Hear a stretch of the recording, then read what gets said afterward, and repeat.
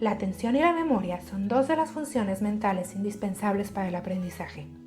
Son procesos psicológicos del ser humano y son la base a partir de la cual el niño entiende el mundo. Le permiten relacionarse con su ambiente y tener conocimiento de su propio mundo interior. Están intrínsecamente relacionadas. La mayoría de los problemas de memoria son por no poner atención. La atención es la habilidad para elegir los estímulos relevantes para una tarea y evitar las distracciones por estímulos irrelevantes. Hay una cantidad de atención que se puede prestar en un momento determinado, y esta puede cambiar dependiendo de lo motivado o estimulado que esté el niño. El niño aprende a controlar su atención, elige la fracción de su entorno sobre la cual quiere poner su conciencia. Capta activamente lo que está en el exterior a través de sus sentidos y pone su atención en algo que elige o en una parte de ello. Incluso puede lograr dividir su atención en más de una cosa o tarea al mismo tiempo. Para eso es necesario adquirir destrezas.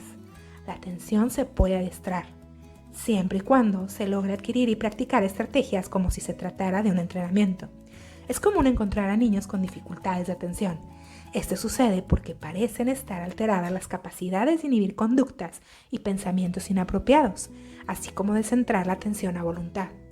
Imagina que prestas atención a todos los estímulos que están en el exterior al mismo tiempo. Sería abrumador.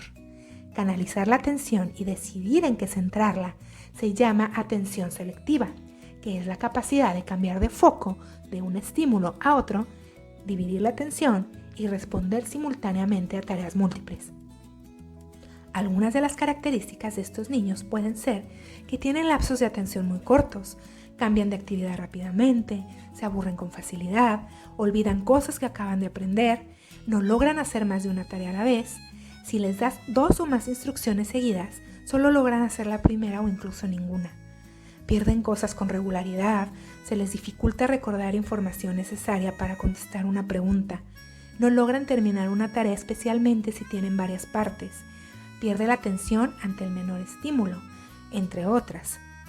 La memoria, por su parte, es la capacidad que tiene el cerebro de codificar, almacenar y posteriormente recuperar información y experiencias pasadas. Según la teoría de Richard Atkinson y Richard Schifrin, existen diferentes tipos de memoria. La primera es la memoria sensorial. Sucede desde que la información llega al órgano receptor, o sea, los sentidos, la nariz, boca, ojos, piel, oído, y de ahí al cerebro, para que éste realice su percepción. Es un breve momento de 200 o 300 milisegundos. Luego desaparece o pasa a la memoria a corto plazo. En cuanto pasa la información, llega una nueva y la información desaparece. La segunda es la memoria operativa o ejecutiva. Permite el cumplimiento de tareas cognitivas como el razonamiento, la comprensión y la resolución de problemas. Imagínate que tienes un almacén a donde llega todo lo que percibiste. Es como una bodega donde recibes la información en lo que la analizas y la contrastas. La seleccionas, la mezclas con lo que ya tenías y decides qué hacer con ella.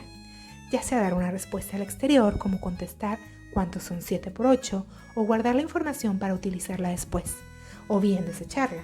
Si hay dificultades en la memoria ejecutiva, seguramente habrá problemas de aprendizaje. No es que la memoria a corto plazo sea la antesala a la de largo plazo, sino que es el lugar donde analizas y procesas la información, le das sentido, la evalúas, la integras con información previa y le das un nuevo sentido y creas conocimiento nuevo, es decir, es el sistema operativo.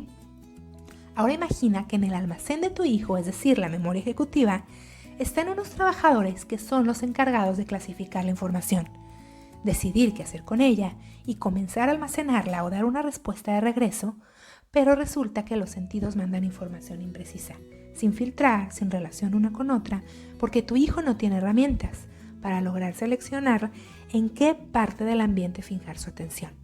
Y pone atención a todos los estímulos a la vez, o salta de uno a otro rápidamente, o le es más estimulante los pájaros que ve pasar por la ventana del aula y no lo que dice la profesora. Y además, los pequeños trabajadores están débiles por lo poco que se ejercitan, se alimentan mal, se duermen tarde jugando videojuegos y no tienen ningún sistema o estrategia de organización. Entonces, reina el caos. Esto pensando que no existe además un daño orgánico. La información entra y sale porque entre que no es fácil clasificar la cantidad de estímulos sin sentido que llega y que los trabajadores no son eficientes, Entonces toda esa información termina en la papelera de reciclaje. La tercera es la memoria a largo plazo. Es el lugar donde se almacena toda la información y experiencias pasadas para después evocarlas. Puede ser explícita o implícita. La implícita se almacena de forma inconsciente y se activa de forma automática. La explícita está asociada a la percepción consciente. Imagina que el almacén está rodeado de anaqueles donde organizas todos los conocimientos, experiencias y saberes de toda tu vida. Si los trabajadores de la memoria ejecutiva no logran encontrar en qué categoría poner la información porque no le encuentran relación con nada de lo que ya tienes guardado, no te hace sentido, no le ves utilidad y además no tiene ninguna carga afectiva que haga que esa información se vuelva valiosa, esa información pasará rápidamente de la memoria a corto plazo a ser desechada. No logrará ser anclada en los anaqueles a largo plazo.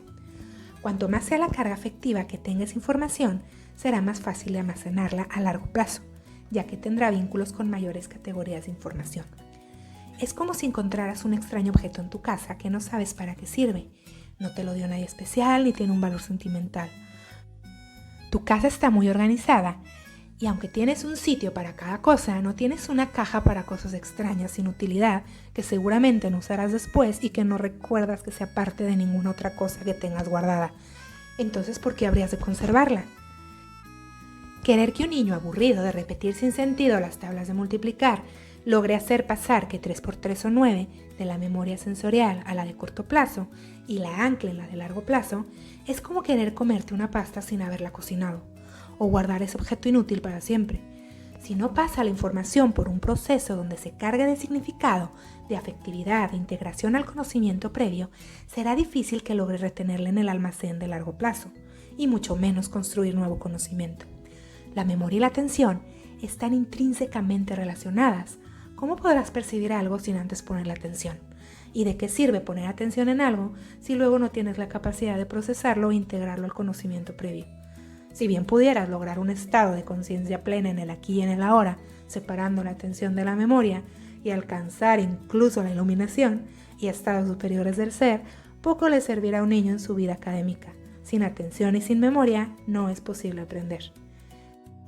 La memoria no es una grabación, es un proceso activo que puede desarrollarse y fortalecerse al adquirir estrategias que el niño va adquiriendo.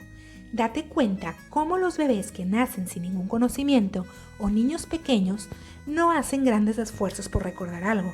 Simplemente recuerdan que ese es el color rojo porque mamá se lo enseñó con juegos y aplaudió felizmente cuando logró nombrarlo por sí mismo. Antes de los 3 años, ya ha aprendido el lenguaje materno cargado de significado, de afectividad, de utilidad. En cambio, cuando el niño comienza en la escuela, se ve en la necesidad de hacer esfuerzos voluntarios o intencionados para conservar algo en su memoria. Se ven obligados a aprender cosas que no tienen ninguna carga afectiva y muchas veces el aprendizaje no es significativo y por eso se pierde. La atención y la memoria se pueden potenciar y si entrenas a tu hijo para ser más selectivo con la información que percibe y capacitas a los trabajadores para que duerman bien, se alimenten bien y les enseñas estrategias para manejar la información de forma más efectiva, crea redes conectadas para el procesamiento de la información. Los resultados serán anaqueles llenos y la creación de nuevo conocimiento. Si quieres que tu hijo tenga éxito en el aprendizaje, ayúdale a desarrollar y fortalecer las funciones mentales necesarias, ejercitando su cerebro y desarrollando herramientas que le permitan seleccionar los estímulos del exterior efectivamente, que su cerebro aprenda a analizar, clasificar y dar sentido a la información de forma eficiente, lo cual se logra a través de las experiencias necesarias para que estos procesos se lleven a cabo una y otra vez. Soy Carla Huizar para Psicomama Eduteca.